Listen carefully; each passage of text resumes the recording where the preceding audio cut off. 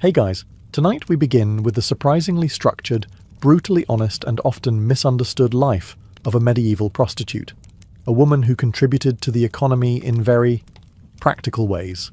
So before you get comfortable, take a moment to like the video and subscribe, but only if you genuinely enjoy what I do here. And let me know in the comments where you're tuning in from and what time it is. It's always fascinating to see who's joining us from around the world. Now, dim the lights, maybe turn on a fan for that soft background hum, and let's ease into tonight's journey together. You wake up to the gentle sound of someone retching in the alley below your window, which is actually more of a hole in the wall with cloth nailed over it, because glass is for churches and people who get paid more than 4 copper coins a night. The room, generously referred to as a chamber, measures roughly the size of a pig pen. Coincidentally, it smells like one too. The walls are timber, stained, and bowed in a way that makes you wonder if the building itself has given up. The roof leaks when it rains, groans when it doesn't, and one of the floorboards moves with a worrying squelch.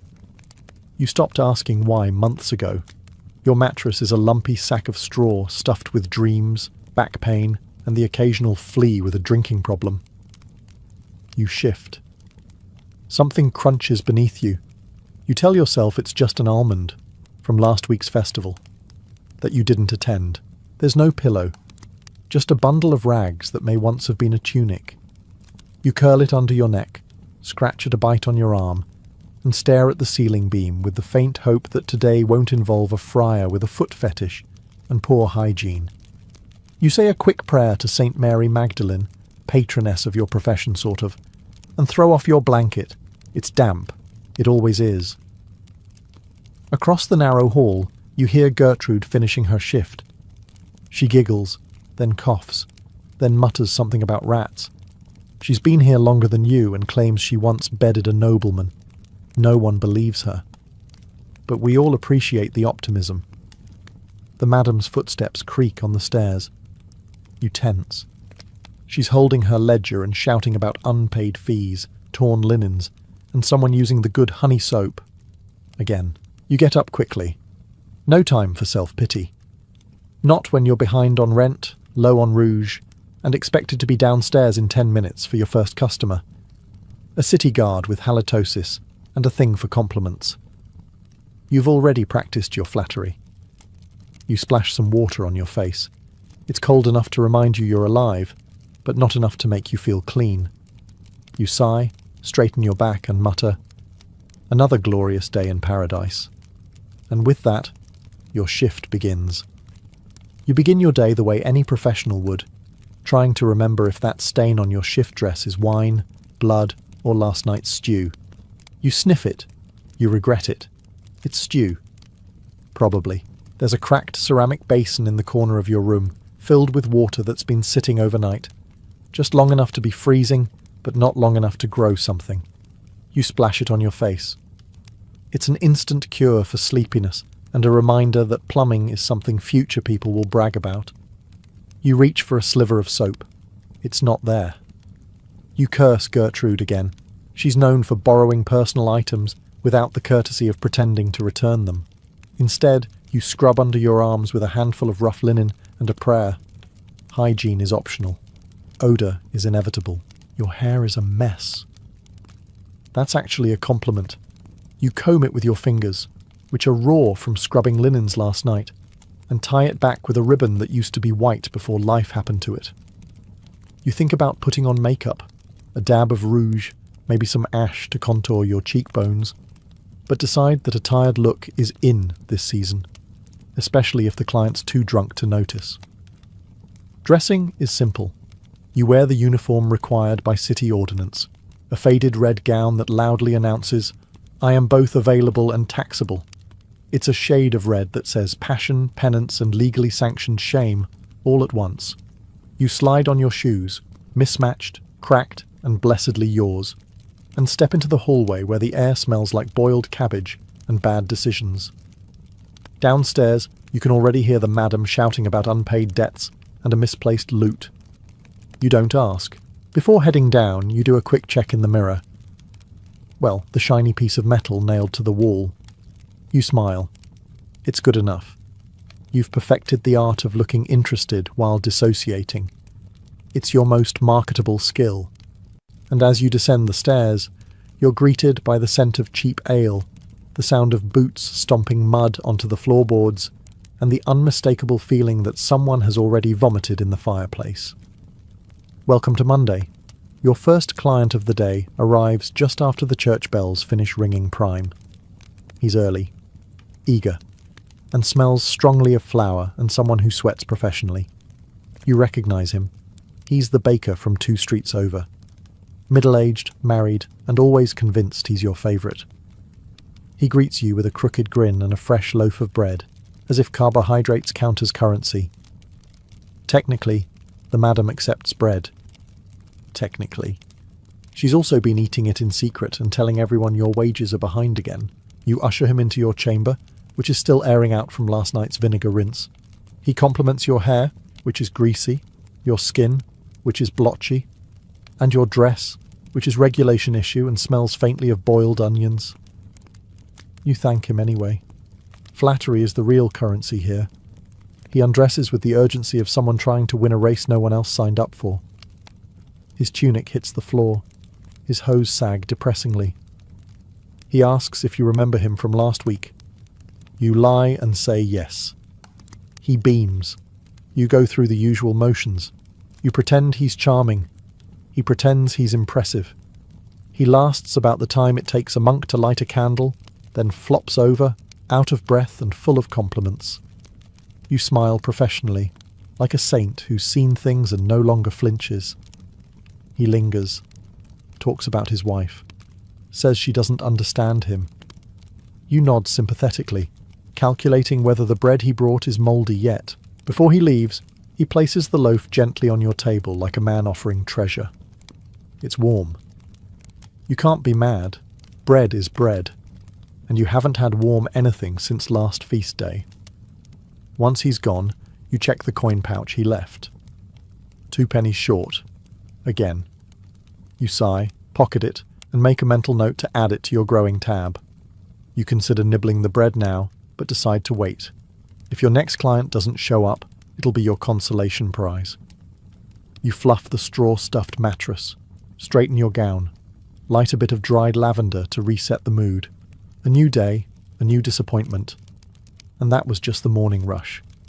With the baker gone and your dignity mostly intact, you head downstairs for breakfast, or as it's known in the brothel, whatever hasn't been stolen yet. The communal table is already surrounded by the rest of the girls, all in various states of disrepair. Marjorie is picking straw out of her hair. Beatrice is icing a mystery bruise with a cabbage leaf. Gertrude, as usual, looks far too pleased with herself, which probably means someone important paid her in actual coin. You slide into your spot, eyeing the breakfast offerings. A wooden plate with stale bread crusts, a chunk of yellow cheese that's sweating profusely despite the weather, and half a boiled onion. There's also a communal mug of watered-down ale. It's lukewarm and cloudy, like the future. You break off a bit of bread and try not to chip a tooth. Marjorie passes the ale mug.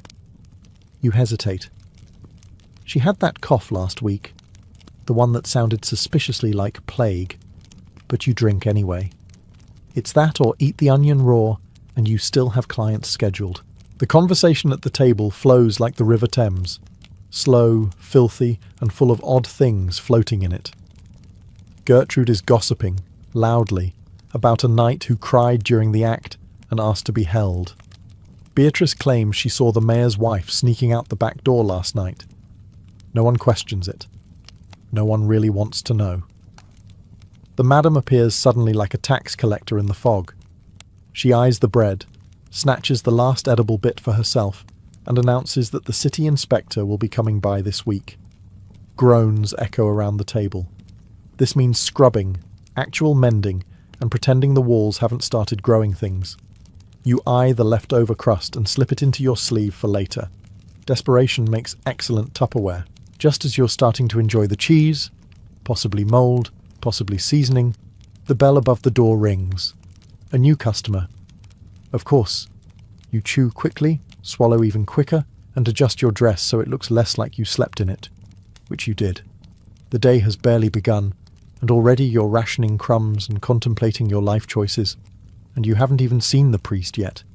You're halfway through adjusting your corset with one hand and fishing breadcrumbs out of your sleeve with the other, when Gertrude lets out a dramatic sigh and announces to the room, "Well, it's back."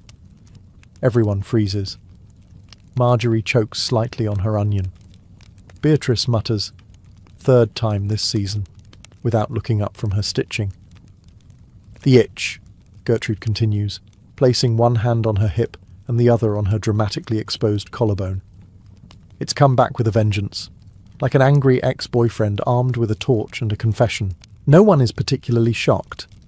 Gertrude is a walking cautionary tale wrapped in rouge and bad decision-making.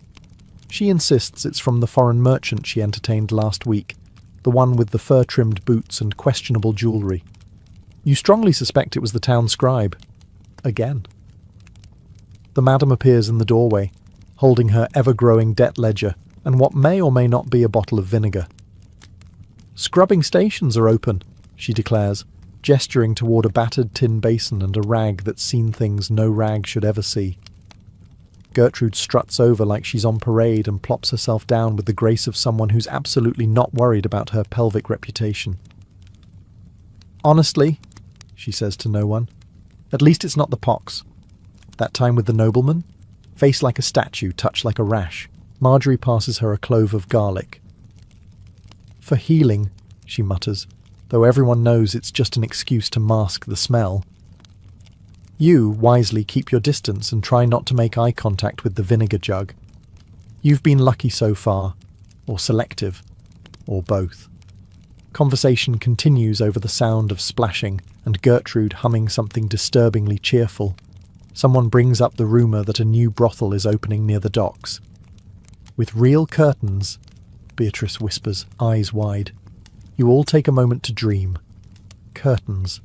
Beds with mattresses thicker than a pie crust. Clients who don't fall asleep mid-sentence.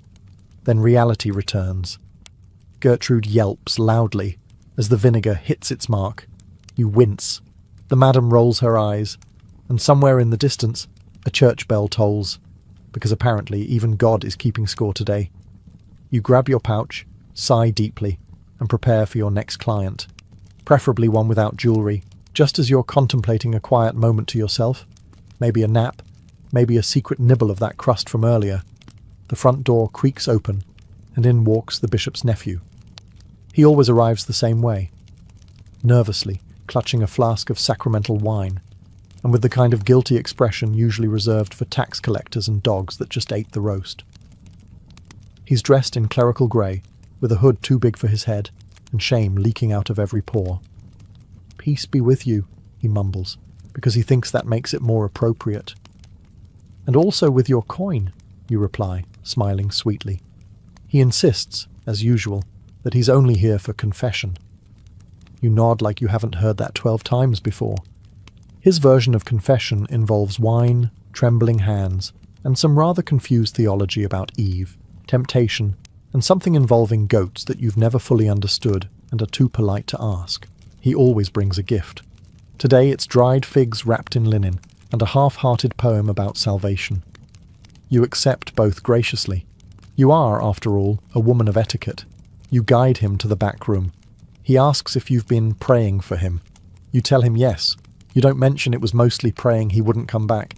The act itself is a ritual, overly apologetic, surprisingly fast, and punctuated by him declaring he'll never return, which he always does, usually within 3 days. Afterward, he lies back and stares at the ceiling like it holds divine answers. You offer him a sip from his own wine. He declines. You take it. One must stay hydrated. He tries to pay you in silver, but the madam only accepts coin from him in person. Something about unpaid dues and ecclesiastical immunity. Instead, he leaves the figs, another prayer, and a small wooden cross. "May God forgive us," he whispers at the door. You nod. He has good reason to at this point. As he exits, he bumps into Gertrude, who winks at him. He stumbles, blushes, and bolts like he's just seen a demon in fishnet stockings. You tuck the figs away for later. They're probably stale, but they're not mouldy, and that's a win. Now, time to air the room and find where you put that garlic clove. The merchant from last night mentioned coming back, and you have a feeling he's bringing feathers. After the bishop's nephew flees the premises like he's late for Judgment Day, you finally get a moment to sit down. You settle by the hearth with your lukewarm ale, stretch your aching feet, and begin to seriously consider stealing Marjorie's garlic clove for your own defence. That's when Beatrice bursts in holding a folded piece of parchment like it's the Magna Carta. "It's for you," she smirks, waving it dramatically. "From your secret admirer." The word secret is doing a lot of heavy lifting here. There are only 6 men in town who can write, and 4 of them are married. One is the bishop. The last one is the town scribe, a man who once tried to impress you by reciting Latin and nearly fell into a chicken coop. You unfold the parchment with the enthusiasm of someone unwrapping spoiled fish. It's written in what appears to be ink, though it could also be beet juice, and the handwriting is ambitious. Some of the letters are backwards. Some may not be letters at all. You begin to read aloud. "O fairest flame, thy hair is red, like stew at night when all are fed. I dream of thee by candle's light, though rats do squeak and bites do bite." There's a pause. Beatrice wipes a tear from her eye. From laughter, not emotion. You turn the parchment over, hoping there's a punchline. There isn't. Just a crude drawing of what might be a heart, or a potato with arrows. The poem is signed only, "Your Knight of Quills," which sounds poetic until you remember the scribe once stabbed himself in the hand trying to sharpen a feather.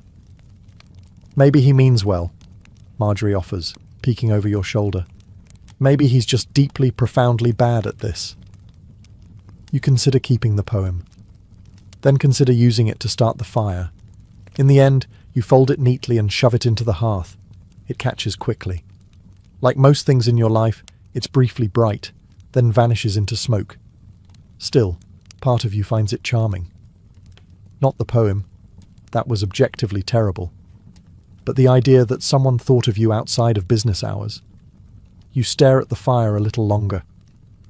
Then Gertrude walks in wearing someone's missing belt as a headband and asks, "You going to eat those figs or what?" Late afternoon brings with it the scent of sweat, overripe apples and coin, which can only mean one thing. A merchant has arrived. He's dressed in velvet that's seen better decades, jingling with trinkets that scream midlife crisis by sea route. His beard is oiled, his hat unnecessary, and his gaze lingers far too long on the chandelier that isn't there. He claims to have been everywhere. Alexandria, Genoa, even Paris, which he pronounces as if it were a type of meat. His boots are muddy, his teeth are suspiciously white, and he smells like someone who bathes in perfume to mask something more offensive. He does not ask for company. He demands an experience. The word he uses is exotic. He doesn't elaborate. They never do. "Surprise me," he says, which, in your line of work, ranks somewhere between a warning and a dare. You lead him to the back room that still faintly smells of incense from the bishop's nephew, and begin your mental inventory. There are a few props in the trunk, feathers, a cracked mask, one scarf that's barely held together by hope. Nothing screams exotic. Most of it barely whispers functional. So you improvise. You throw on the scarf as a veil. Add the cracked mask for mystique. Light a candle. You chant a nonsense phrase you once heard a drunk Hungarian say at a fair. It worked on a knight once. He thought it was pagan. The merchant claps, delighted. You haven't even done anything yet. He asks to be tied up. You comply. He requests honey. You offer molasses. He doesn't notice. He mumbles something about forbidden fruit while you try not to laugh. He accidentally knocks over the chamber pot during the theatrics, but considers it part of the ritual. The entire encounter is less passion and more performance art. When it's done, he tips generously. Gold, not silver, which means you'll finally get a full meal that doesn't involve turnips. He bows, mutters something about spiritual awakening, and leaves with your cracked mask as a souvenir. You stare at the door for a moment, then turn back to the spilled chamber pot and the slowly extinguishing candle. Exotic, indeed. By now the sun is limping its way down the sky, and with it comes the unmistakable stench of the tannery next door, a thick, pungent blend of rotting flesh, urine, and crushed dreams. It's as if the air itself decided to give up and embrace decay. The tanning pits are only separated from your establishment by a shared alley and a moral boundary that's just as flimsy. You've grown used to it, mostly. The smell settles on your skin like guilt, and no amount of lavender sprigs stuffed into your bodice can defeat it. Inside, things aren't much fresher. The common room reeks of sweat, spilled ale, and the kind of despair that can only be mopped up with hot vinegar and divine intervention. Gertrude is snoring on a bench. Beatrice is plucking lice from her bodice with the focus of a monk copying scripture.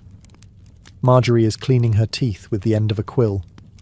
The quill might belong to your admirer. You don't ask. You return to your room, step over a puddle that might be water, probably not, and collapse onto the straw mattress, which groans louder than the client's. For a brief moment, you let yourself think.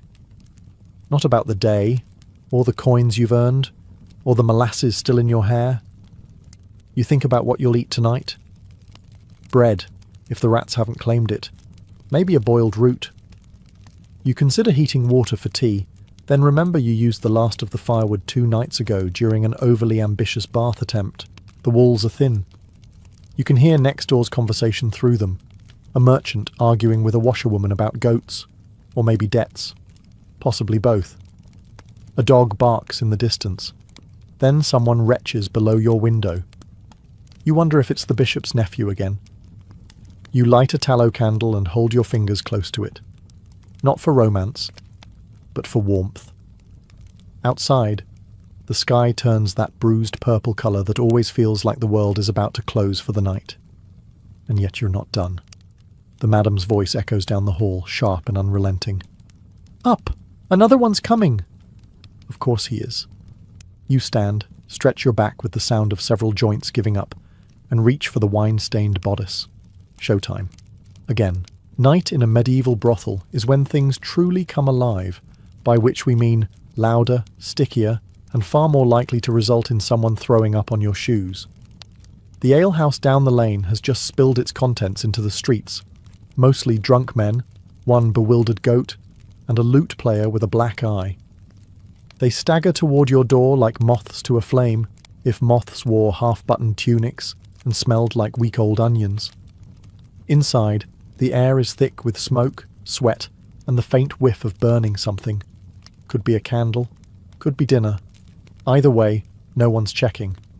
The madam is in full bark mode, directing traffic like a general on the losing side of a war. Gertrude has smeared more rouge on her cheeks than a noblewoman's corpse. Beatrice is passed out with her eyes open, an impressive skill. And you're at your post near the stairs, pretending to look mysterious instead of exhausted. The clientele tonight is a glorious disaster. There's the toothless cooper who insists on singing before anything else. The apprentice mason who wants to practice kissing like the nobles do, which mostly involves drooling and apologising. And of course, the guy who paid with a chicken last time and is back to negotiate with eggs. You manage to avoid the worst of them, barely, and end up entertaining a blacksmith who has muscles, manners, and the emotional depth of a door. Still, he pays up front and doesn't talk much. A win, by local standards. The room is already hot when you lead him up the stairs. The candle sputters, the mattress sags, and you mentally check out somewhere between boot removal and awkward compliments. Afterwards, he falls asleep instantly.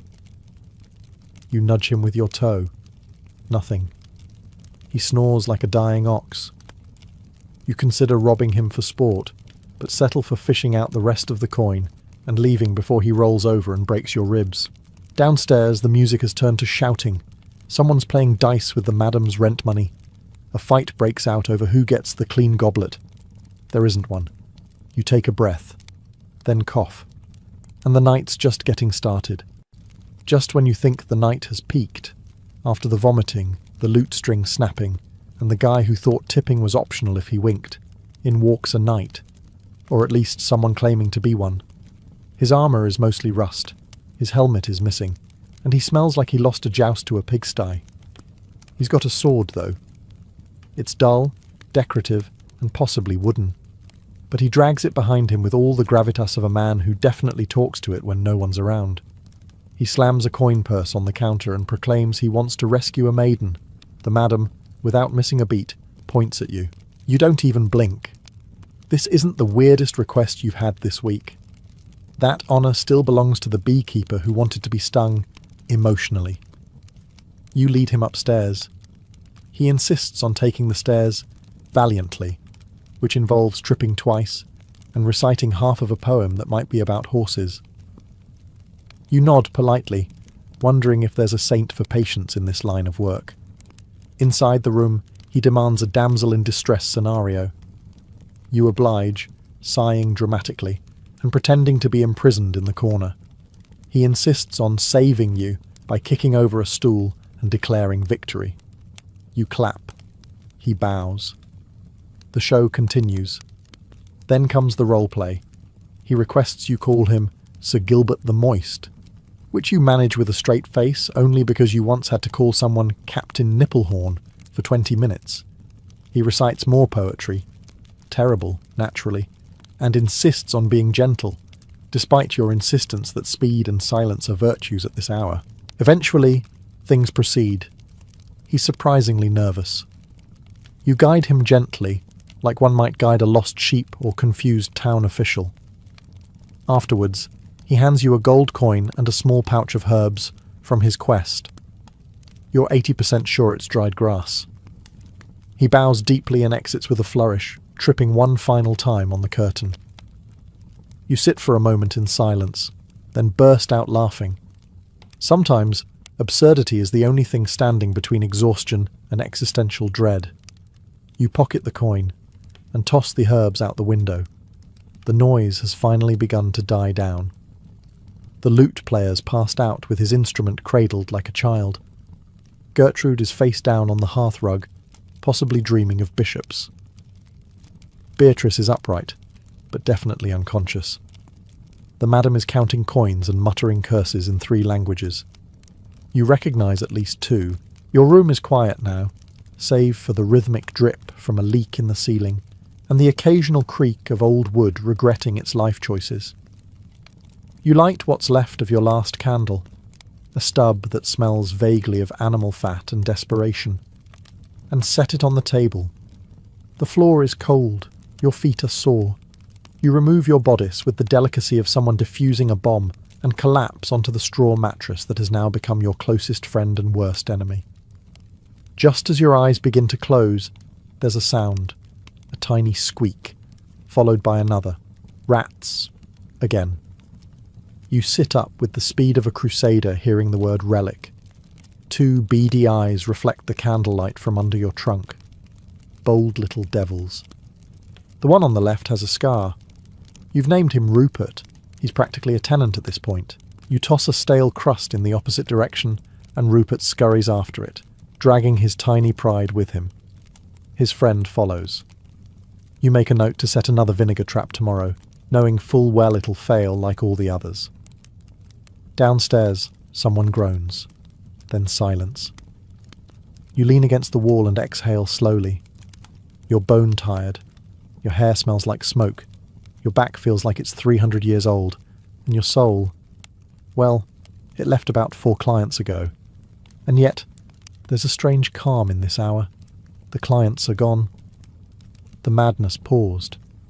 The city outside is dark and still, like the world's holding its breath. You eat what's left of the figs the bishop's nephew brought. They're dry. Possibly older than you. But they're sweet, and they're yours. You lie back down and pull a blanket over yourself. Thin, fraying, but better than nothing. Tomorrow, it starts again. But for now, You let your eyes close. Even a medieval prostitute gets a few hours of peace, assuming the rats don't start a duel.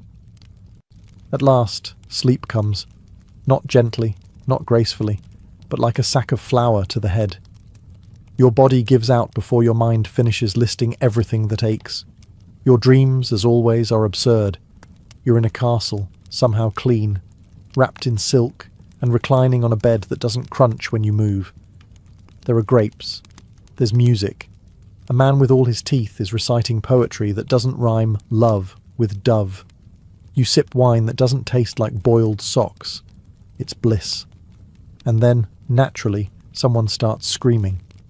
You jolt awake, smacking your head against the low beam above your straw mattress. The same beam you forget exists every single night. You curse under your breath, already knowing who the culprit is before your eyes adjust. Gertrude. Again. She's outside your door arguing with the madam. Something about a nobleman, a missing shoe, and an accusation involving 2 ducks and a chamber pot. You try to ignore it. You bury your face in the straw, but that only earns you a nose full of hay and something that might be a beetle. The screaming continues, followed by a crash. Then someone yells, "You said you were barren." Ah. So it's that kind of night. You sit up, eyes bleary, heart pounding like you've just survived a siege. You consider going back to sleep, but the odds of that now rank somewhere between unlikely and only if someone hits you with a lute. The candle is out. The air is cold. Somewhere in the darkness, Rupert the rat is chewing something that sounds suspiciously like fabric. Probably your good shift. You get up, wrap yourself in your cloak, more patch than cloth, and poke your head into the hallway. Beatrice is sitting cross-legged at the end of the corridor, eating a turnip like it's an apple, and watching the chaos unfold with all the concern of a cow chewing cud. "I give it 5 more minutes," she says, gesturing to the brawl. Then someone gets slapped with a candlestick. You nod, sigh, and return to your bed. Dreams are clearly off the menu tonight, but if you're lucky, the madness will quiet soon. And maybe, just maybe, Rupert will leave your sock alone. Dawn peeks through the shutters like a nosy neighbour with terrible timing. It's not golden or gentle. It's grey, cold, and smells faintly of mildew and regret. You sit up slowly, because moving too quickly might remind your spine that it's been used as a springboard for a merchant with no rhythm. The straw mattress has left another series of lines across your cheek. Medieval embroidery, courtesy of poverty. The hallway is quieter now. No more screaming. No more duck-related allegations. Just the muffled sound of someone snoring in the pantry and the distant splash of a chamber pot being emptied into the alley. The tanners are already at work. The stench wafts in, politely uninvited. Time to clean. The back room is a battlefield. The sheets are in a state of emergency. The candle wax has dripped into someone's boot, and the only thing that smells worse than the bed is the pillow. There's a single coin wedged in a floorboard crack, your tip from Sir Gilbert the Moist, who apparently thought subtlety involved hiding his money like a squirrel. You gather the linens and haul them downstairs to the washtub, where Marjorie is already elbow-deep in misery. She's humming a folk song about drowning a cheating husband. You respect the theme. The water is cold. You scrub like a woman trying to erase memories, not stains. The wine from the bishop's nephew is clinging to the fabric like sin. Someone's lost earring floats to the top. It's not yours. You pocket it anyway. Beatrice wanders by with a broom and a look that says she's mentally on a ship to Venice. The madam is tallying up last night's earnings, muttering curses at the ink that won't flow. Or perhaps just life in general. Someone burned breakfast. Again. The bread is hard enough to qualify as a weapon. By the time you're done scrubbing, your fingers are numb, and your soul has officially detached for a brief vacation. You hang the linens on a line that's seen more flapping than a flock of pigeons during mating season. The sun rises higher. The city begins to stir. Another day looms. You look at the beds, now cleanish. The floor, mostly swept. Your face in a cracked mirror. Same as always. Ready or not, the door will open again soon, and someone will ask for something exotic. The linens are hung, the floor swept, and your hands smell faintly of lye and disappointment. The sun is officially up now, which means the real work, the pretending, the smiling, the endless parade of men who think calling you "milady" makes it romantic, is just around the corner. You've slept for maybe 2 hours. Your hair is a bird's nest. Your back aches like you've been trampled by a particularly clumsy mule. But you're upright, your bodice is mostly laced, and you've found a cleanish scarf to tie around your hair. That's what passes for winning here. Outside, the market stalls are opening. You hear the butchers yelling about kidneys, the fishmonger cursing at a cat, and the sound of hooves clattering down the cobblestones. Life in the city continues, oblivious, chaotic, and oddly comforting in its predictability. Inside, the brothel smells like stale beer, candle wax, and lemon peel someone shoved in a corner to trick the nose. The madam is barking orders with the energy of someone who's had too much vinegar and not enough sleep. Gertrude is snoring in a chair, head tilted at an angle that suggests mild possession. Beatrice is poking at her latest flea bite like it personally insulted her. You eat a crust of bread with hard cheese and a fig that's seen better centuries.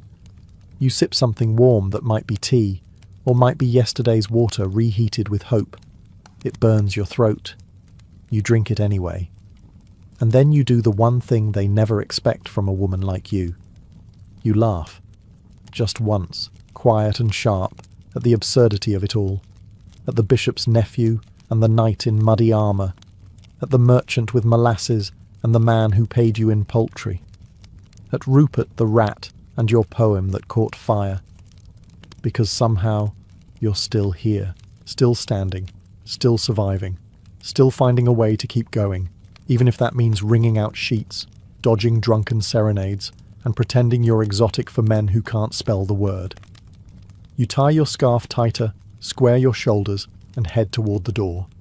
It's a new day, and someone, somewhere, is about to make a very weird request. You'll be ready. In the ancient Persian world, scent was far more than personal indulgence. It was spiritual alchemy. To walk into a Persian garden or palace was to enter a world saturated with fragrance. The very air was considered sacred, and so the Persians made sure it carried the scent of roses, saffron, jasmine, and myrrh. They believed that a beautiful aroma was the signature of paradise, and earth was only tolerable when it mimicked heaven. Perfume in Persia wasn't just worn, it was lived. Bathhouses were infused with rosewater steam. Mosques were sprinkled with incense before prayers. Even letters between lovers might be dusted with powdered ambergris or sprayed with attar, leaving a sensual whisper behind. This wasn't vanity, it was philosophy. Persians believed that the human soul was influenced by what the body absorbed, and that included smell. A good scent could calm the nerves, inspire poetry, or draw the attention of angels. A bad scent, meanwhile, was considered a moral failing. What's often forgotten in the West is that long before the French developed Chanel No. 5, the Persians had already mastered the art of distillation. They didn't just crush flowers and hope for the best. They engineered early alembic stills, devices that used heat and condensation to extract the essence of plants. The father of this technique? Avicenna, the legendary Persian polymath. His method for extracting rose essence laid the groundwork for modern perfumery. But fragrance wasn't just the domain of scientists and royalty. Street vendors sold small vials of rose oil and orange blossom water. Travelling merchants carried musk from Tibet and frankincense from Arabia. It was a sensual economy, built not just on luxury, but on the Persian philosophy that beauty and scent were necessary for a balanced life. To the Persians, fragrance wasn't an accessory. It was identity. It defined how you entered a room, how you were remembered, and how you expressed your presence, both to the living and to the divine. A scent could bless, seduce, or heal. And if your perfume lingered in the air long after you'd left, that wasn't just chemistry. That was immortality. If there's one scent that defines Persian perfumery, it's rose. Specifically, the damask rose, cultivated in the mountainous regions of Iran for centuries. But Persians didn't simply crush petals and rub them on their skin. They sought purity, the very soul of the flower, and they invented the means to extract it. The breakthrough came with steam distillation, a method pioneered by the Persian physician and philosopher Avicenna around the 10th century. His technique revolutionized the way scent was captured. Instead of mashing petals into oil or steeping them in wine, Avicenna's method involved gently heating rose petals with water, then collecting the vapor, which was rich with aromatic compounds. That vapor condensed into rose water, golab, a fragrant elixir that soon became one of Persia's most precious exports. Rosewater wasn't just for perfuming the body. It was sprinkled in homes, poured into fountains, used in food and drink, and even offered to guests as a sign of welcome. It cooled the skin, refreshed the spirit, and was believed to protect against disease, both physical and spiritual. In Sufi mysticism, rosewater symbolized divine love, and its use in ritual cleansing ceremonies echoed this deeper meaning. But rose wasn't the only star. The same distillation method was used to extract the essence of orange blossoms, jasmine, lavender, and even bitter herbs. The goal was always the same: to create a scent that could do more than smell good. It had to speak to the heart, uplift the soul, and bring the body into balance. This process wasn't a quick job either. Harvesting roses had to be done at dawn, when the petals were richest in oils. Workers, often entire families, would gather the blossoms by hand, and within hours they were loaded into copper stills. The distillation itself was a slow, meditative task, more sacred than industrial. Persian cities like Kashan, Shiraz, and Isfahan became legendary for their perfume artisans. Travellers came from as far as India, Byzantium, and the Arab world to witness the rose festivals and buy pure attars. Some would swear that a single drop of Persian rose oil on a silk handkerchief could retain its fragrance for decades. Persians didn't just bottle scent. They bottled emotion, memory, and beauty itself. To the Persians, fragrance was more than pleasure. It was prayer. From royal ceremonies to everyday devotions, scent played a central role in rituals both sacred and secular. The air of a Persian home wasn't complete without a gentle haze of oud smoke, frankincense, or myrrh, curling through the halls like invisible silk. And this wasn't just to impress guests. It was believed that pleasant aromas could summon divine favour and ward off evil. In Zoroastrianism, the dominant religion of ancient Persia before the Islamic period, fragrance was an offering to Ahura Mazda, the supreme god. Fires were kept burning in temples, not only for light and warmth, but for purification. Into these flames, priests would throw bundles of fragrant woods and herbs, sandalwood, thyme, and storax resin, to sanctify the space and carry prayers upward. The smoke was considered a holy vehicle, transporting the faithful's words to the divine. When Islam took root in Persia, the role of scent only deepened. The Prophet Muhammad himself praised perfume as one of life's blessings, and Persian scholars and traders quickly became masters of incense blending. Mosques were perfumed before Friday prayers, and personal hygiene, including the use of fragrance, became both a spiritual and social duty. But these rituals weren't confined to temples or palaces. In daily Persian life, scent marked beginnings and endings. Births were celebrated with rose water, weddings were bathed in the aroma of orange blossom, and the dead were wrapped in perfumed shrouds. Even books and prayer beads were sometimes anointed with delicate oils, because every object, no matter how humble, deserved a bit of paradise. The art of burning bukhor, or incense, became a skill passed down through families. Women, in particular, curated their own secret blends of woods, resins, and spices, each with a purpose: to calm the mind, attract a lover, or clear bad energy. These weren't just perfumes. They were intentions, wafting through the air like invisible prayers. So whether through rose water sprinkled at dawn or sacred smoke drifting through a twilight courtyard, the Persians didn't just fill their lives with scent. They wove fragrance into the very fabric of time. In the courts of Persian kings, perfume wasn't just elegance, it was politics. Fragrance became a language of power, refinement, and prestige, carefully crafted to impress, seduce, and intimidate. The royal palaces of dynasties like the Achaemenids, Sassanids, and later the Safavids were awash in scent, not by accident, but by design. Silk drapes were perfumed. Floors were sprinkled with rosewater. Even ink used in royal decrees was sometimes scented with saffron or sandalwood. For a Persian Shah, smelling good wasn't a luxury. It was a statement. His body, his clothes, even the cushions on his throne had to exude divinity.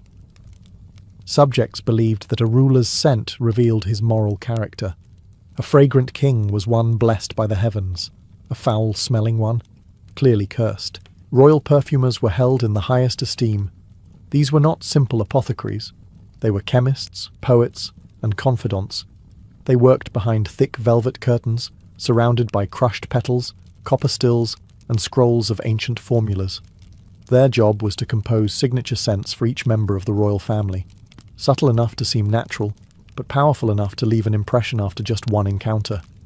Courtly perfumes often included rare ingredients: ambergris from the ocean, civet from wild cats, oud from infected agarwood trees, and musk extracted from Himalayan deer. These were blended with floral waters, herbs, and spices into thick attars and delicate oils. The finished products were stored in jewel-encrusted bottles, hidden in chambers as guarded as royal treasures. Perfumed gifts were also part of diplomacy. Persian ambassadors would present foreign courts with vials of exotic scents, wrapped in silk and tied with golden thread. It was a gesture of sophistication and subtle dominance. Here, the gift seemed to say, is a whiff of civilization. But the crown jewel of Persian court fragrance was the Rose Festival of Kashan. During this annual event, court ladies would walk through the rose fields at dawn, gathering blooms for fresh distillation. The rose water from this ceremony would be reserved for the royal household, and a vial might be worth more than gold. In Persian court life, fragrance didn't just sweeten the air. It defined identity, demonstrated power, and cloaked ambition in the delicate veil of flowers. In Persian poetry and romance, scent was the first kiss. Before a lover spoke, their presence was known by the fragrance that arrived ahead of them, a trail of jasmine, rose, or amber that lingered like a secret. In Persian culture, where modesty often restrained physical expression, perfume became the most intimate language of desire, and those who mastered its use could seduce without ever touching. Lovers exchanged vials of perfume the way others exchanged rings or letters. A single drop behind the ear, on the wrist, or within the folds of a veil could speak volumes. Women wore oud and jasmine oil beneath their hair to create an aura that moved with every turn of the head. Men rubbed sandalwood paste into their beards, believing it made them both irresistible and respectable. But fragrance wasn't just for dates and dalliances. It was preparation. Persian bathhouses, known as hammams, were the stage for transformation. After hours of scrubbing, steaming, and exfoliating, men and women would emerge into cool rooms, where attendants applied fragrant oils with slow, rhythmic movements. The body became a canvas for scent, rose oil for softness, civet for mystery, clove and cardamom to heat the blood. Poets like Hafez and Rumi filled their verses with perfume metaphors. A beloved wasn't just beautiful.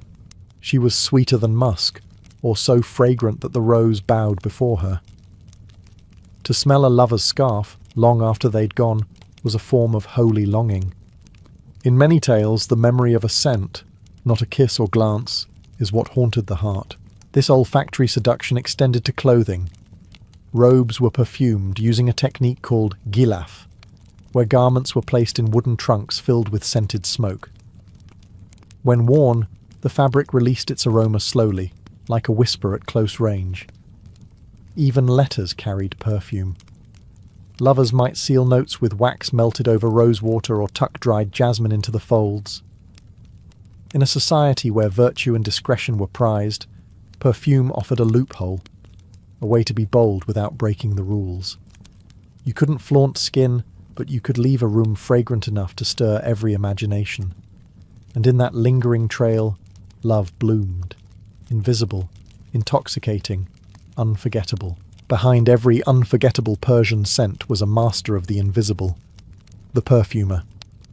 Known as attar, or attargar, these artisans weren't mere vendors. They were chemists, herbalists, and poets rolled into one, with knowledge passed down through generations like a family heirloom. Working in cramped, fragrant workshops tucked behind bazaars or nestled inside garden courtyards, they crafted emotions drop by drop. The job of a Persian perfumer required obsession. There was no blueprint, only instinct, trial, and the memory of centuries. Every ingredient had its own personality. Jasmine was shy, best blended at night. Saffron was temperamental, needing just the right balance to avoid overpowering. And musk? That was the troublemaker, potent, erotic, and costly enough to cause palace intrigue. And attar's shelves held hundreds of tiny bottles, some cloudy, some glowing gold, others nearly black.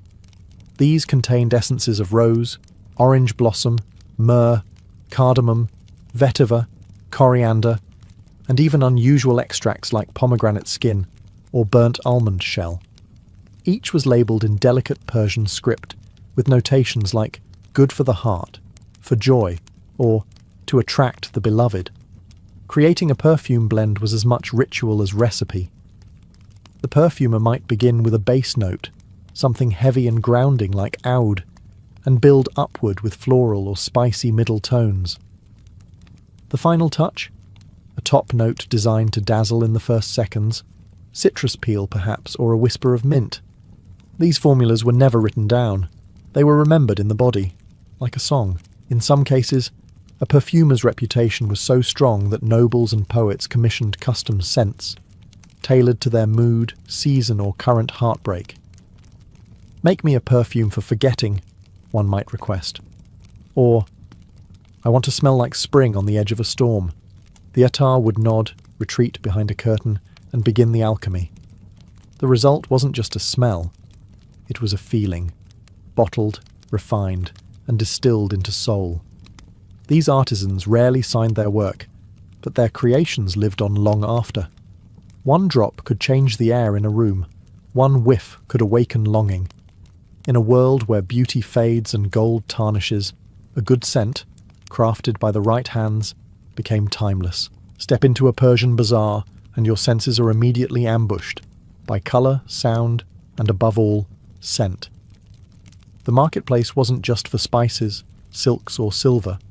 It was a living museum of perfume. Fragrances floated on the air like gossip, drawing customers not with shouting but with invisible trails of rose, clove, and smoke.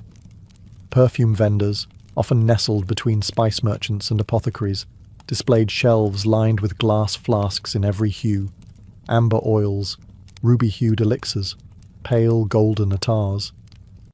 These weren't sealed products with brand names. Each bottle was open for testing. Want to try before you buy? The merchant would dab a little rose oil on your wrist, wave a fan gently, and wait for your eyes to widen. And yes, bargaining was part of the ritual. But with perfume, haggling had its own etiquette. You didn't just argue price, you discussed ingredients, origin, quality, and even mood. "This one," the vendor might say, "smells like the night after rain." Another, "fit for a queen on her wedding day." You weren't buying a scent, you were buying a story. The most prestigious markets were in cities like Isfahan, Kashan, and Shiraz, each known for specific scents. Kashan had its world-famous rose water. Shiraz was legendary for orange blossom and wild herbs. Isfahan's perfumers experimented boldly, blending oud with dried apricots or cinnamon bark with violet. Local pride played a role too. Merchants would brag, "Ours is the purest, not watered down like those charlatans in Samarkand." Even travellers from afar wrote home in awe. Medieval Arabic, Indian, and even European chroniclers described Persian perfume bazaars as dreamlike, a place where perfumes were weighed like gold, and each shop felt like a shrine to luxury. But these weren't only places of commerce. For many, visiting the perfume stalls was part of a weekly ritual. To refresh their personal scent, buy gifts for loved ones, or simply stand and inhale. Elders chose grounding, woody oils. Young men picked fiery, spicy blends to impress. Brides-to-be stocked up on jasmine and rose. In the heart of the bazaar, surrounded by chaos, there was always that small, silent moment. A drop on the wrist, a deep breath in. And for a second, just one, the world smelled like heaven. Long before perfume was bottled and sold in glossy boutiques, Persian scholars were treating scent like science. In fact, Persia's contribution to perfumery wasn't just poetic or cultural, it was foundational to chemistry itself. The art of perfume making was deeply tied to alchemy, medicine, and early pharmacology. In the medieval Islamic Golden Age, many of the most brilliant minds weren't only physicians or astronomers, they were also perfumers. Chief among them was Avicenna, the legendary Persian polymath of the 10th and 11th centuries. His experiments with steam distillation, especially his work with rose petals, helped establish modern methods for extracting essential oils. He didn't see fragrance as mere indulgence. To him, scent had therapeutic potential. Rosewater could soothe headaches. Saffron-based attars were believed to lift melancholy. Musk was prescribed to stimulate the heart. These weren't superstitions. They were studied treatments, documented in texts that spread across the Islamic world and into Europe. The Persian term for alchemy, chemia, described the transformation of one substance into another. But in perfumery, this transformation was spiritual too. Taking a handful of petals and turning it into a drop of essence was a small miracle, and early scientists treated it with the same reverence as turning lead into gold. Perfume laboratories, often attached to madrasas or hospitals, used complex glassware for distillation and filtration. Students learned the boiling points of herbs, the volatility of spices, and the solvent properties of oils. They catalogued which scents evaporated quickly, like citrus, and which ones lingered, like ambergris. Over time, this knowledge evolved into a system, the pyramid of top, middle, and base notes that perfumers still use today. But science didn't kill the soul of scent, it elevated it. Scholars wrote that fragrance could clear the mind before prayer, or create harmony between body and spirit. Even rulers patronized scientific perfume experiments, eager to blend luxury with discovery. Through this fusion of reason and romance, Persia gave the world something rare, a tradition where perfume was not frivolous or feminine, but formidable. It stood at the crossroads of medicine, mysticism, and mathematics. And every drop of attar became a distillation not just of flowers, but of centuries of thought. Though empires rise and fall, some legacies cling to the wind. The Persian perfume tradition, born in gardens, refined in courts, perfected in laboratories, still lingers today, not just in the Middle East, but across the globe. You can find its fingerprints in every corner of the fragrance world, from luxury French perfumers to street-side attar stalls in South Asia. If a bottle contains rose, oud, jasmine, or saffron, there's a good chance it whispers with a Persian accent. The techniques Persian artisans refined, like steam distillation, scent layering, and oil blending, became the foundations for modern perfumery. Western scholars translated Persian texts on botany and alchemy. Avicenna's rosewater method was replicated in Italy, France, and eventually the global cosmetics industry. Even today's niche perfumers borrow Persian formulas, describing their creations as inspired by Shiraz or blended in the tradition of ancient Persia. But the legacy isn't just scientific, it's emotional. The Persian philosophy of fragrance, as a form of prayer, poetry, and identity, endures. In Iran today, it's still common to offer rosewater to guests, to perfume prayer mats, to scent new clothes before a wedding. The bazaar culture remains alive, with modern attars sold in tiny gold-capped bottles, each one tied to memory, mood, and meaning. You can still find artisans in Kashan who rise before dawn to gather damask roses, just as their ancestors did 1,000 years ago. The Golabgiri festival, a celebration of rose distillation, draws thousands of visitors each year, all eager to inhale the living heritage of a civilization that turned fragrance into an art form. Even in diaspora communities, from Los Angeles to Berlin, Persian households carry these traditions forward. Perfume is part of storytelling. A grandmother dabs rosewater behind her ears. A mother spritzes orange blossom before a celebration. A child grows up believing that to smell beautiful is to be prepared, for joy, for prayer, for life. In the end, Persia's perfume legacy isn't just bottled, it's breathed. Passed from hand to hand, heart to heart, it refuses to fade. Like a drop of attar on silk, it lingers, subtle, seductive, sacred, and eternal.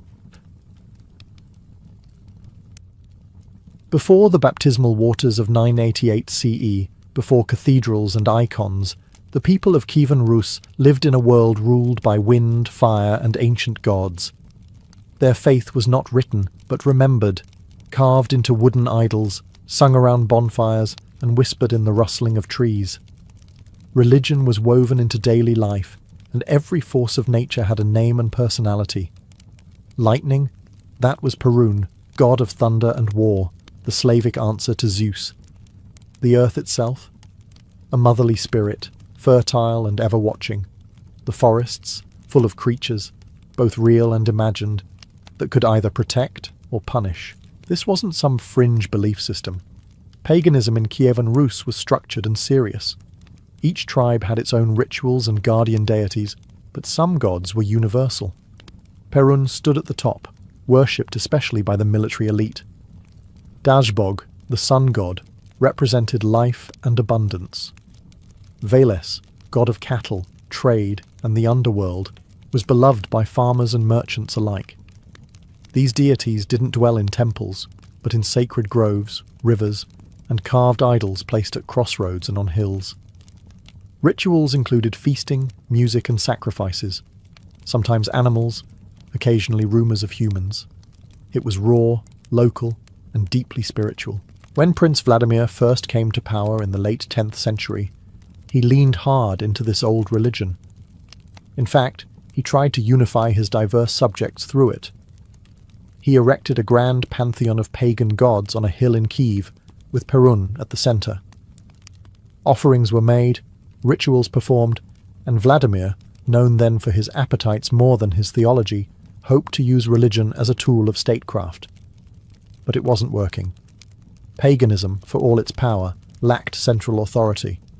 It was too fragmented, too tribal. And worse, it made Kievan Rus look uncivilized in the eyes of the great empires. Byzantium, the Islamic caliphates, even the Christian kingdoms of the West. If Vladimir wanted legitimacy, trade alliances, and political prestige, he needed something more than thunder gods and goat sacrifices. So while the people sang to Perun and danced in the fields, Vladimir began to look outward, to the faiths of neighbouring superpowers, and wonder, what if the gods of old weren't enough anymore? Vladimir, long before sainthood, was the very image of a pagan prince, bold, ruthless, and insatiable. The youngest son of Sviatoslav I, a hardened warrior prince, Vladimir wasn't even supposed to rule. His early years were spent in the rugged north, governing Novgorod, a city of traders and raiders. But when civil war broke out after his father's death, Vladimir didn't hesitate. He fled into exile, rallied Norse mercenaries from across the Baltic, and returned with steel and fury. By 980 CE, Kiev was his, soaked in blood, but under his banner. The newly crowned Grand Prince was a force of nature. He ruled like a pagan god himself, erecting wooden idols to Perun, offering sacrifices, and maintaining a palace filled with concubines, by some accounts, hundreds. His personal life was legendary for its debauchery. He married repeatedly, fathered countless children, and indulged in a lifestyle the medieval chroniclers didn't even try to romanticize. They simply called him lascivious. And yet, he was also clever, calculating in his diplomacy, and aware that raw power wouldn't be enough to hold his realm together. Vladimir's challenge wasn't just uniting diverse Slavic tribes under one crown.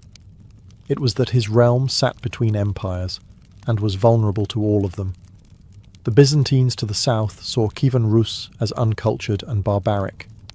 The Volga Bulgars, recently converted to Islam, were expanding influence through trade and missionaries. Western Latin Christendom was also watching. Vladimir understood something most of his subjects didn't. Spiritual alignment was geopolitical strategy. Religious identity wasn't just about gods, it was about prestige, literacy, trade, and legitimacy. Without it, Rus would remain a backwater of feuding chieftains and shallow alliances. With it, Vladimir could elevate his rule to imperial stature. Paganism offered no scriptures, no clergy, and no binding moral code beyond tribal loyalty. But the great religions, Christianity, Islam, Judaism, came with books, buildings, and bureaucracies. In other words, structure. And so, in the middle of his rule, this brutal, lusty warlord began to rebrand himself. Not out of guilt, not from spiritual crisis, but from ambition. The man who once sacrificed goats to thunder gods started exploring something far more calculated: salvation through empire, not piety. Prince Vladimir didn't convert because of a miracle. He converted like a man sealing a trade deal, carefully, cynically, and with a keen eye for long-term gains. Somewhere around the year 986, he began to entertain offers from the world's major religions, not out of devotion, but as a ruler looking to upgrade his state. If Kievan Rus was going to join the club of empires, it needed a spiritual identity that others would respect. So he did what any shrewd leader might do. He sent out a fact-finding mission. According to the primary chronicle, Vladimir dispatched envoys to examine the religions of neighbouring powers. First came Islam, practiced by the Volga Bulgars to the east. It was monotheistic, disciplined and widespread. But there was one glaring problem. There is no joy, the envoys reported. No wine. Vladimir, known for his legendary drinking, allegedly declared, "Drinking is the joy of the Rus. We cannot exist without it." Islam was off the table. Next, his ambassadors visited the Latin Christians in Germany. The religion had power, but the ceremonies were underwhelming. "We saw no beauty there," they said. The envoys were not impressed. Then they travelled to the Khazars, Jews who followed Mosaic law. But their lack of a homeland seemed like a bad omen to Vladimir, who dismissed the idea, asking, "If your God has rejected you, how can I worship him?" Finally, the envoys reached Constantinople. There, in the magnificent Hagia Sophia, they witnessed the Eastern Orthodox liturgy in full splendour. Incense rising, choirs echoing beneath gold mosaics, the clergy adorned like emperors. The envoys were spellbound. "We did not know whether we were in heaven or on earth," they reported back. "There, God dwells among men." This wasn't just religion. This was theatre, architecture, divine authority all wrapped into one. Orthodoxy radiated power, and the Byzantine Empire, with its rich history and formidable prestige, suddenly looked like the right horse to bet on. Vladimir was sold. Not because of piety, but because orthodoxy offered him what paganism never could: imperial legitimacy, international recognition, and a shot at real greatness. He had chosen his faith, but he still had one demand left before signing on the dotted line. He wanted a Byzantine princess. Prince Vladimir had made his decision. Eastern Orthodox Christianity would become the official faith of Kievan Rus. But adopting the religion wasn't enough. He wanted something more tangible, more dynastic, a Byzantine princess, no less than the sister of the reigning emperors Basil II and Constantine VIII. Her name was Anna Porphyrogenita, and she was imperial royalty, born in the purple, a living symbol of legitimacy. There was just one problem. She was off limits. Byzantine princesses didn't marry foreign rulers. They married emperors, and sometimes not even them. To the Byzantines, Kievan Rus was still a land of axe-swinging barbarians, not worthy of their bloodline. Vladimir's request was politely declined, so naturally he responded in the most diplomatic way possible. He invaded Crimea. In 988 CE, Vladimir launched a campaign against the Byzantine outpost of Chersonesus, near modern-day Sevastopol. The siege was brutal and effective. Once the city was under his control, he sent a clear message to Constantinople. "Give me the princess, and I'll give you your city back." It worked. The Byzantines, facing a revolt at home and desperate for military aid, reluctantly agreed to the terms. But there was a price. Vladimir had to be baptized first. He accepted. And in a twist that blurred the line between politics and salvation, he was baptized not in Kiev, but in Chersonesus, the very city he had just captured. According to the primary chronicle, Vladimir underwent a sudden transformation after baptism. He supposedly regained his sight, abandoned his concubines, and embraced monogamy. The tale is likely embellished. After all, this is the same prince who once built a pagan temple decorated with human heads. But the symbolism mattered. The wild man of the north was now a Christian ruler, cleansed and crowned by the Orthodox Church. Soon after, Princess Anna arrived, and the two were married. It was a union not just of bodies, but of empires, sealing the bond between Kievan Rus and Byzantium. Vladimir had played his cards perfectly. He didn't just convert his people. He married into the empire that shaped his new faith. Christianity wasn't just salvation. It was a weapon, and Vladimir had just used it to rewrite history. Vladimir's personal baptism was just the beginning. Now came the real challenge, converting an entire people, most of whom had no intention of giving up their gods. The Slavs of Kievan Rus had worshipped Perun, Velez, and Dazbog for generations. Temples stood in every major city. Rituals were deeply embedded in the rhythm of life. You didn't just tell people to stop believing, especially not in a society where religion and tribal identity were practically the same thing. But Vladimir wasn't asking. Shortly after returning from Chersonesus, he ordered the destruction of the great pagan idols in Kiev. The most dramatic was the statue of Perun, the thunder god. It was tied with ropes, whipped by soldiers, and dragged through the streets before being tossed into the Dnieper River, the same river that would become the centerpiece of the coming transformation. Then, Vladimir summoned the people. According to the primary chronicle, he instructed the entire population of Kiev, men, women, and children, to gather on the banks of the Dnieper for a mass baptism. It wasn't an invitation, it was a decree. Priests stood at the river's edge, chants filled the air, icons were lifted high, and thousands of bewildered citizens were led into the water, some willingly, many not. It was less spiritual epiphany than state-mandated ritual. For most, it was their first exposure to Christian liturgy, and it came in the form of cold river water and imperial chants they couldn't understand. Yet something profound happened. Whether from fear, awe, or momentum, the people submitted. A new religious identity was being forged, not through persuasion, but through immersion. The river that once served as the city's artery for trade and travel now became a baptismal font for an entire civilization. After Kiev, the campaign spread to other cities. Novgorod, Suzdal, and Pskov saw similar mass baptisms, sometimes met with resistance, sometimes embraced as a royal order not worth defying. Pagan temples were dismantled, crosses were raised, wooden churches popped up like spring grass. It wasn't a peaceful transition, but it was decisive. In a single generation, the Slavic spiritual landscape shifted from earth and sky gods to icons and incense. Christianity, carried by the current of the Dnieper, had arrived, by decree, by force, and by water. Christianity may have been declared the state religion of Kievan Rus, but the spirits of the old world didn't vanish overnight. The idols were gone, the Dnieper had run its course. But in the forests, in the fields, and in the whispers of village elders, the old gods still stirred.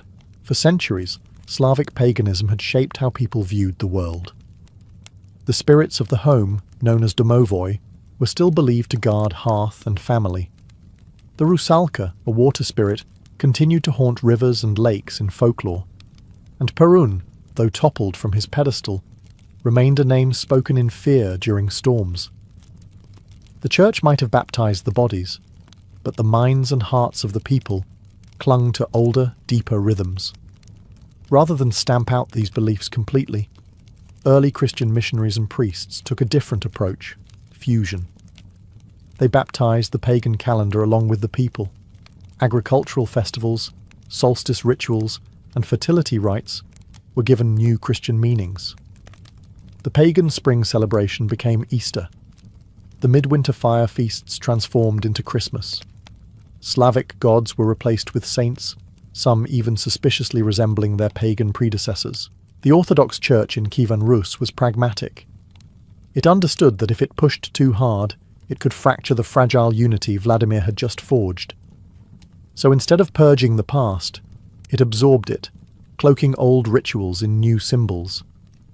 A fertility charm became a prayer to the Virgin Mary. A thunderous offering became a candle lit for Saint Elijah, a Christian stand-in for Perun himself. Folk Christianity emerged, a strange but enduring blend of Orthodox theology and ancestral memory.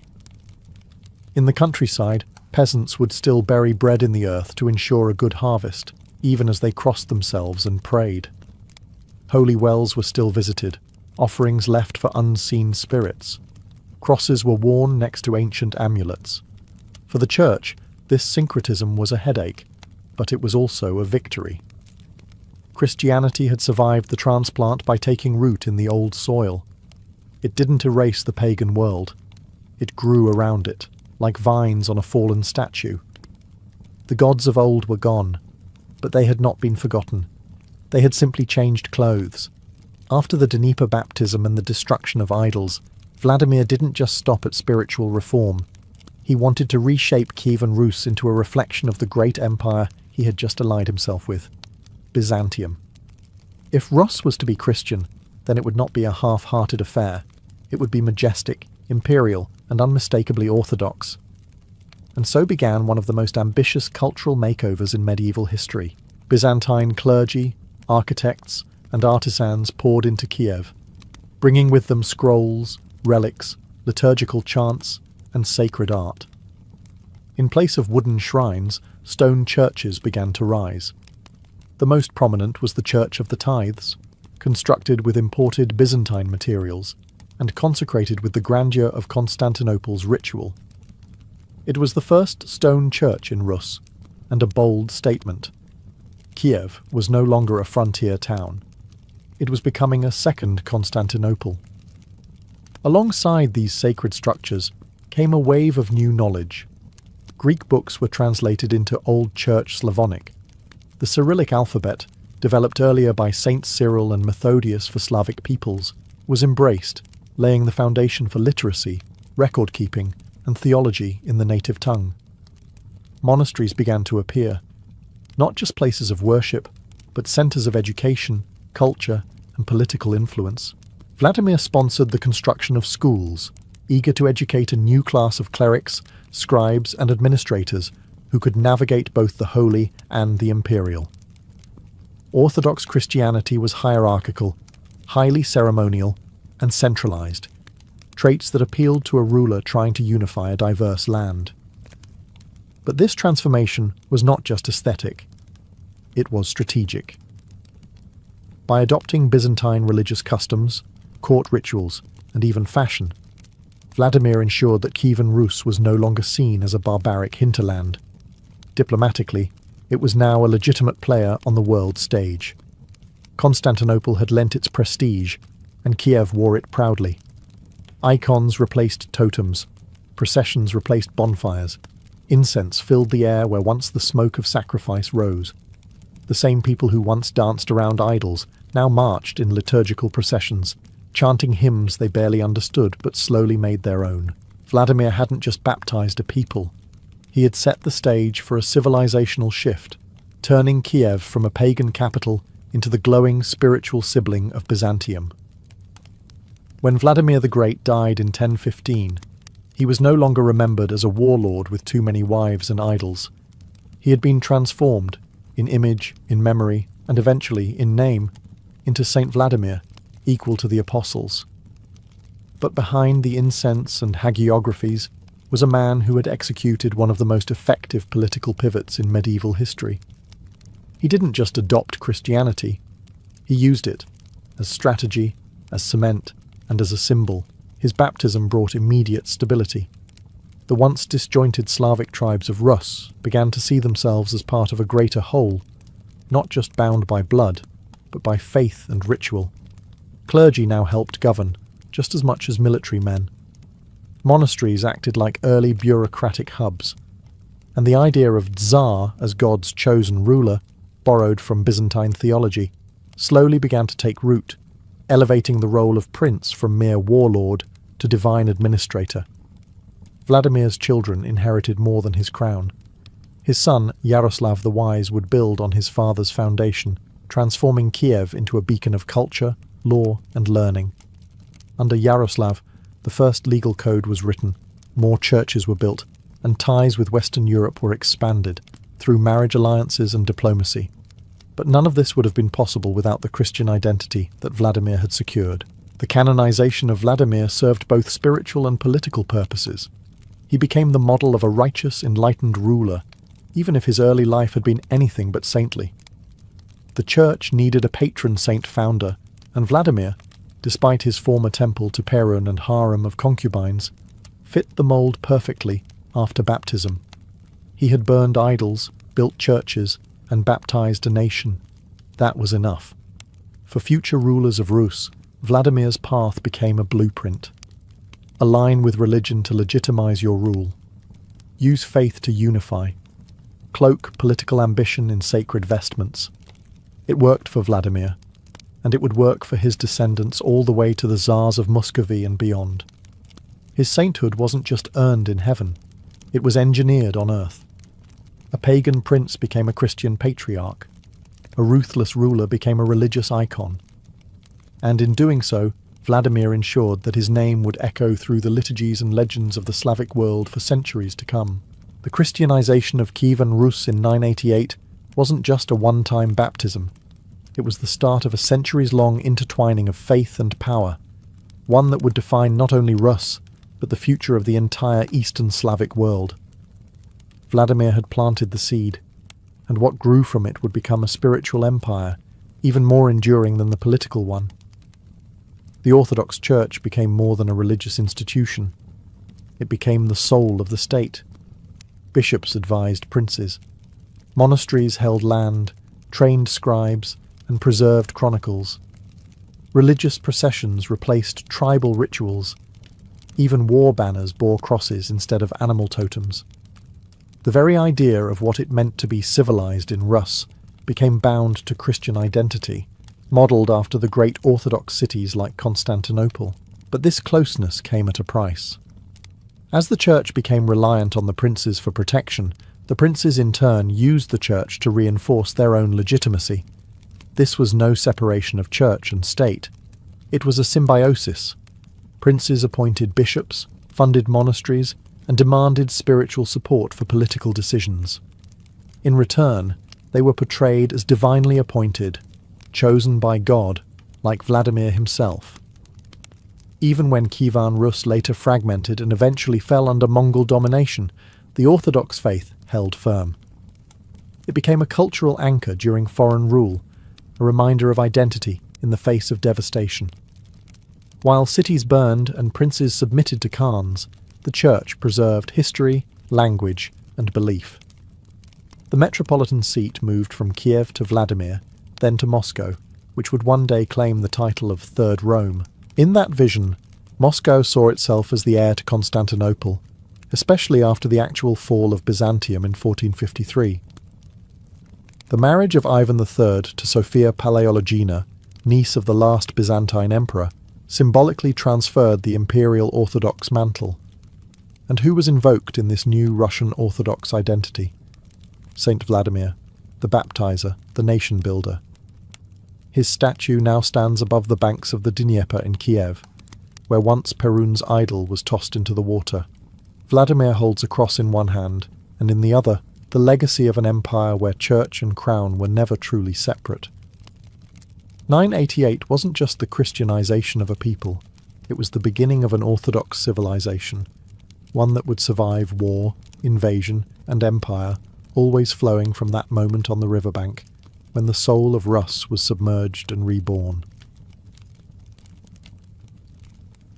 In the late 9th century, the lands of the Eastern Slavs were wild, tribal, and soaked in blood. Forests stretched endlessly. Rivers served as highways and battlegrounds. Pagan gods ruled the heavens, and clan rivalries often ended with axes, not treaties. It was in this chaotic world, somewhere around the year 890, that Olga was born. Most likely in Pskov, a northern Slavic town nestled along the Velikaya River, her early life is shrouded in mystery. No chronicler wrote down her childhood deeds.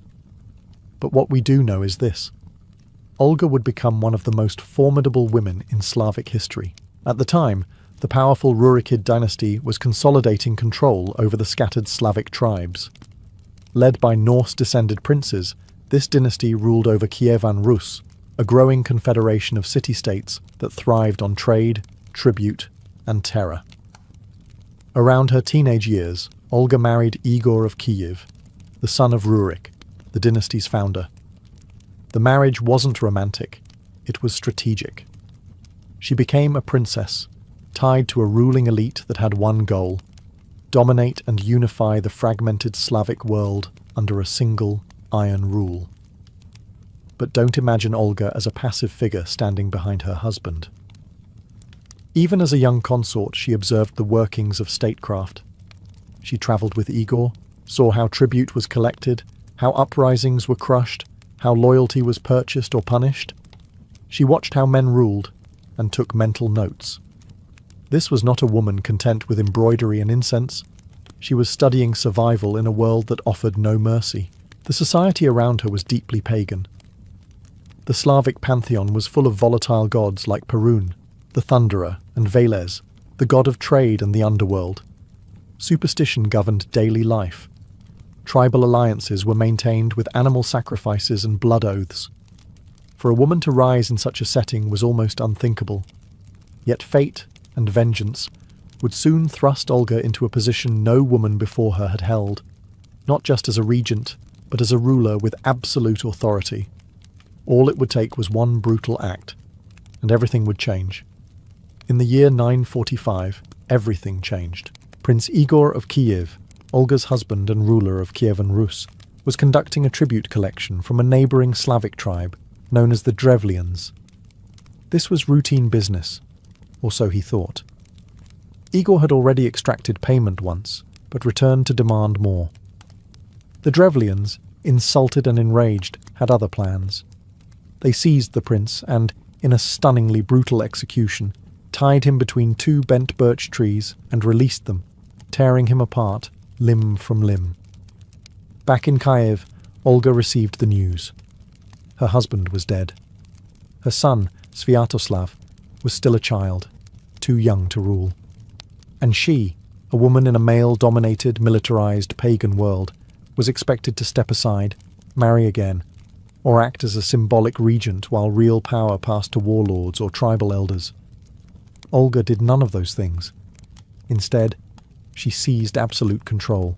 From the moment of Igor's death, the Drevlians believed they could take advantage of her vulnerability. They sent a delegation of 20 nobles to Kiev, proposing that Olga marry their prince, Mal, and thereby make peace. It was bold, even insulting. The Drevlians assumed Olga would be too weak to refuse, or too afraid to retaliate. They had, after all, just killed her husband. What could a woman possibly do? Olga smiled, accepted the offer, and told the Drevlian envoys they would be honoured with a bath before seeing her. The moment they entered the bathhouse, she had the doors barred and the building set on fire, burning every man alive.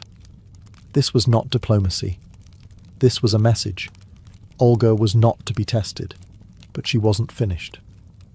She invited a second Drevlian embassy to Kiev under the pretense of formal acceptance.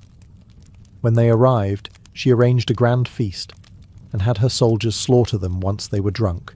In the span of days, the supposed grieving widow had orchestrated the systematic execution of nearly every Drevlian negotiator. The Drevlians had misjudged Olga. They expected meekness. What they got instead was methodical vengeance. and she was just getting started. Olga had made her opening move: burn the envoys, butcher the diplomats. But her vengeance against the Drevlians was far from complete. Those first executions were not the end. They were the invitation to something far darker. The Drevlian leaders had hoped to control her through marriage. Now they had only ensured their own extinction. Olga next marched on the Drevlians' capital, Iskorostan, the very city where Prince Igor had met his gruesome end. But she was patient. Instead of launching an immediate assault, she sent a chilling request: that the Drevlians provide her with a proper funeral feast for her late husband. Still under the illusion that Olga was seeking peace, the Drevlians obliged. They prepared a grand celebration. When Olga and her forces arrived, the people of Iskorostan greeted them with hospitality, unaware they were feeding their executioners. As the feast reached its peak and the wine flowed freely, Olga gave the signal. Her soldiers rose and slaughtered over 5,000 drunken Drevlians on the spot. Again, she didn't stop. The survivors fled behind the fortified walls of Iskorostan, hoping to outlast her siege. Olga's forces surrounded the city. Weeks passed. Supplies dwindled. The Drevlians refused to surrender, expecting that Olga would either retreat or starve them into submission. But Olga had other ideas. Ideas involving birds. Yes, birds. According to the primary chronicle, Olga sent a message into the city. "Why suffer further? Submit to me, and I shall spare you. I ask only a token of peace. 3 pigeons and 3 sparrows from each household." The Drevlians, desperate and relieved, agreed. They gathered the birds and sent them out. What they didn't know was that Olga's forces had tied burning sulphur and cloth to the birds' legs. When released, the birds flew back to their nests, in the thatched roofs of the city. Within moments, Iskorostan was on fire. As people fled the flames, Olga's army captured them or cut them down. Some were killed, others enslaved. A few were left to pay heavy tribute. Iskorostan, once proud and defiant, was now nothing but cinders. Princess Olga had avenged her husband, not in haste, but with cold, systematic annihilation. And with her enemies in ashes, she turned her attention to ruling. With the Drevlians annihilated, Princess Olga of Kiev stood unchallenged. But her vengeance was only the beginning. Now came the truly astonishing part. She didn't step aside. She didn't remarry for protection. She ruled directly and absolutely in a world that barely had a word for female ruler. Her son Sviatoslav was still a child, too young to take the throne. Traditionally, regents, especially female ones, served as placeholders. But Olga wasn't a placeholder. She wielded power with the same ruthless efficiency she used to incinerate Iskorostan, and she ruled smart. Her first priority was reforming the tribute system, the very issue that led to her husband Igor's death. Rather than send war bands to extract unpredictable payments from unruly tribes, Olga instituted a standardized system of taxation and tribute. She designated fixed collection points, called pogosts, and appointed officials to oversee them. In essence, she created a bureaucracy, a move unheard of in the chaotic political structure of early Rus. This may not sound dramatic, but it was revolutionary. Olga's reforms brought consistency, stability, and wealth to Kiev. For the first time, the state functioned on something other than sheer intimidation. She also organized administrative units across Rus, helping to centralize power and build a foundation for law. And then there was diplomacy. Olga maintained firm control over internal matters, but she also turned her attention abroad. Most notably, she opened up relations with the Byzantine Empire, then at its height. She travelled to Constantinople, where she was received not as a regent or guest, but as an equal sovereign. Emperor Constantine VII was reportedly so impressed by her intelligence and bearing that he recorded her visit in his imperial writings. Despite her bloody beginnings, Olga was no mere warlord. She understood image. She knew that political power needed structure, diplomacy, and yes, reputation. She worked tirelessly to secure her son's future reign, knowing that the stability she enforced would determine how long the Rurikid dynasty would last. And through all this, she remained unmarried, unheard of for a royal widow. It wasn't about romance or alliances anymore. It was about legacy. Princess Olga had already proven she could burn down cities. Now, she was building a kingdom that could last. By the mid-950s, Princess Olga had not only avenged her husband and stabilized Kievan Rus, she had elevated herself into a major political figure on the international stage. Her next move would mark one of the most fascinating chapters of her life. A diplomatic mission to Constantinople, the jewel of the Byzantine Empire. It was a bold step. Few rulers, let alone women, personally visited the imperial capital, and yet Olga sailed south down the Dnieper, crossing the Black Sea with her delegation to meet Emperor Constantine VII's Porphyrogenitus, one of the most powerful monarchs in the Christian world. According to the Byzantine emperor's own writings, Olga was graceful, poised, and terrifyingly sharp.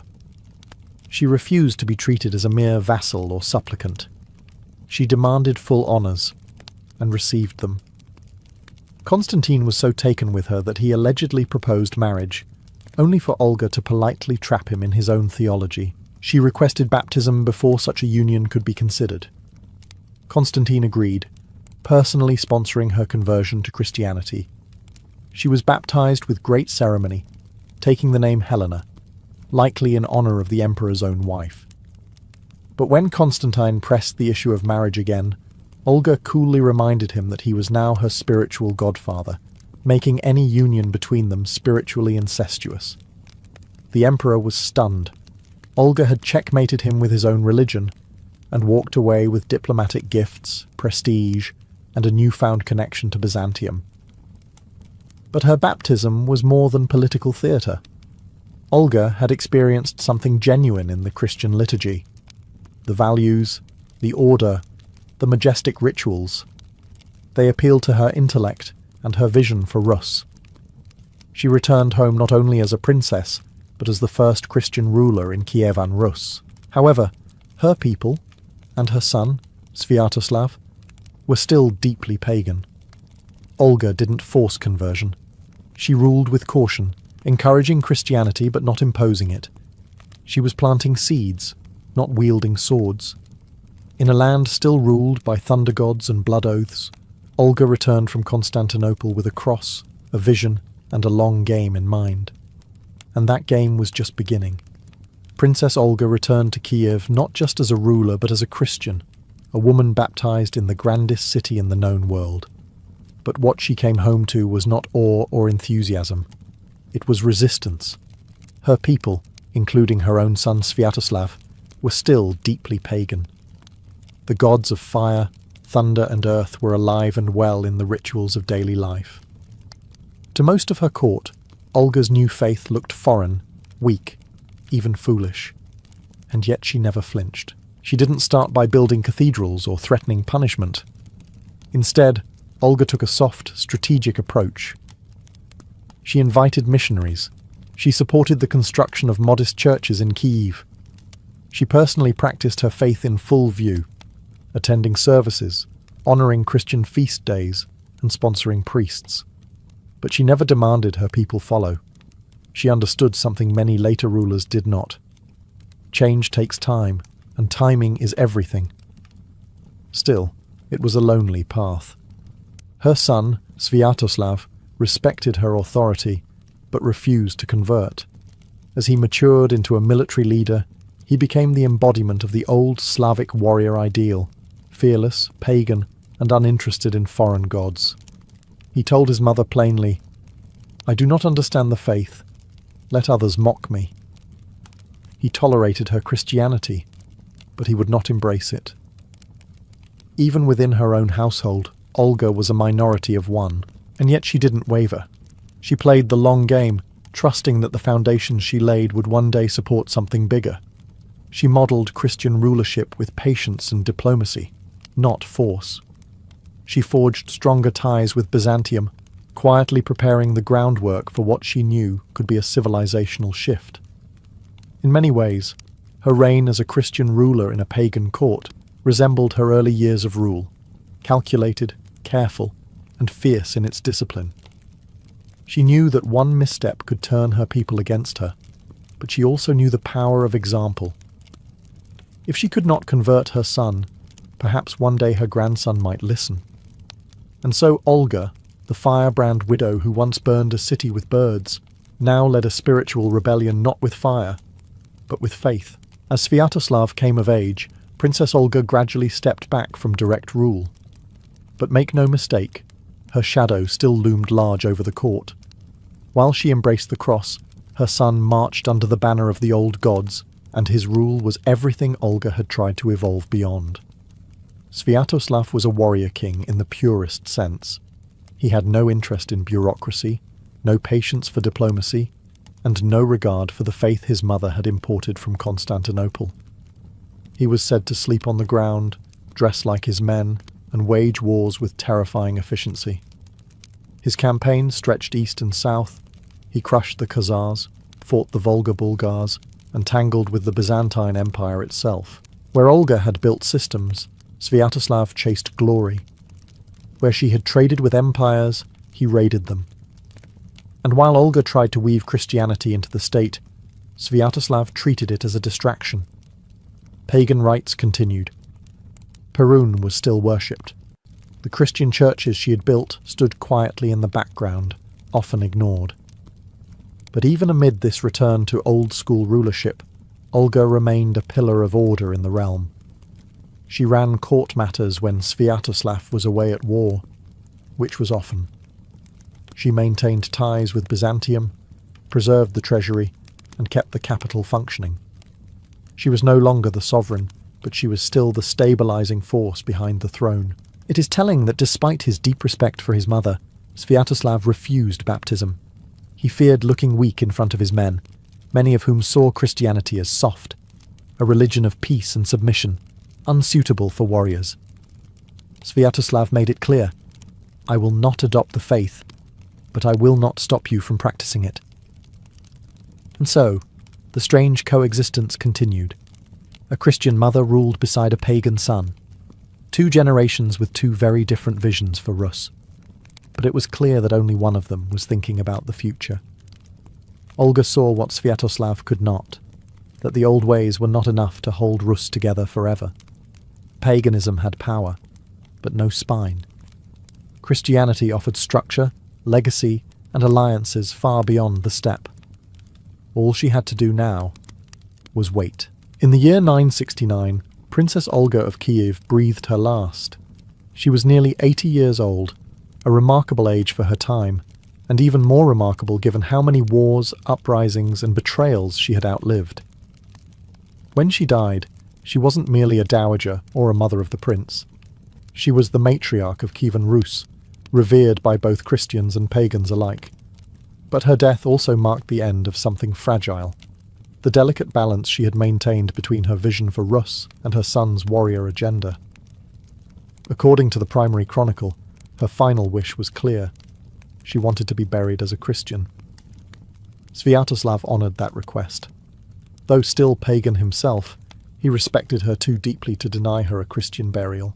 No pagan rites, no burning, just the cross. She died disappointed in one sense. She had failed to convert her son. But she had done something far more powerful. She had tilled the ground where the seeds of Christian Rus would soon bloom. Her grandson, Vladimir, watched everything. The ceremonies, the diplomacy, the moral gravity with which Olga ruled. And when his turn came, he would finish what she started. Olga's death left a vacuum. Without her, the Christian mission in Rus seemed stalled. Churches stood, but mostly empty. Missionaries preached, but few listened. The court returned to its old ways. It might have ended there. Olga remembered only as a brutal widow who once burned birds and tricked emperors. But history had other plans. The Byzantine Empire never forgot her. In Constantinople, she was remembered as the first royal woman of Rus to receive baptism, and as one who had matched their own diplomats step for step. Her name carried weight. Her story spread. And in Rus, as the years passed, her legend grew, not just as a ruler, but as a spiritual pioneer. It would take another generation before Rus officially embraced Christianity. But when it did, they didn't look to missionaries or Byzantines for inspiration. They looked back at Olga, the princess who had ruled with fire and died with a cross, and when the church made her a saint, they weren't canonizing a pious martyr. They were canonizing a tactician, a visionary, a mother of nations. Years after her death, Princess Olga of Kiev was canonized by the Eastern Orthodox Church as Saint Olga, equal to the Apostles. It was an extraordinary title, one reserved not for monks or martyrs, but for figures who had radically transformed the spiritual course of nations. And that's exactly what Olga did. She didn't preach sermons, she didn't die for her faith. But what she did do was rarer still. She played the long game. She bridged two worlds, one pagan and brutal, the other imperial and Christian, and stood alone in the middle of them, unwavering. Her canonization wasn't simply for her conversion. It was for her vision. Before Olga, Kievan Rus was a loosely bound land of tribal loyalties, blood feuds, and gods who demanded sacrifice. She brought structure, introducing bureaucracy, taxation, diplomacy, and long-term statecraft. She brought vengeance, yes, but it was controlled, political vengeance. When she destroyed the Drevlians, it wasn't just justice, it was a lesson. After Olga, there was no longer any question that women could rule, not just in regency, but in absolute authority. Her reign set a precedent that rippled through Slavic history. She didn't ride behind a prince, she commanded, she burned cities, she negotiated with emperors, she reshaped a state and never married again, because she didn't need to, and spiritually, she paved the path that would change everything. Her grandson, Vladimir the Great, would go on to adopt Orthodox Christianity for all of Kievan Rus in 988. When he ordered the mass baptism in the Dnieper River, he wasn't starting from scratch. He was standing on the foundation that Olga had quietly built, brick by brick, church by church, act by act. Vladimir is credited as the baptizer of Rus, but the one who carried the torch through the darkness was Olga. Her legacy is everywhere, in Orthodox liturgy, in Slavic folklore, and in the stories of female leaders who defied the odds. She was brutal and brilliant, vengeful and visionary, a flame that did not burn out, but rather lit the path for a nation's soul. Princess Olga of Kiev was no ordinary saint. She was the mother of empire, baptized in faith, baptized in fire, and her legend still lingers, like smoke after a siege, like incense in a chapel.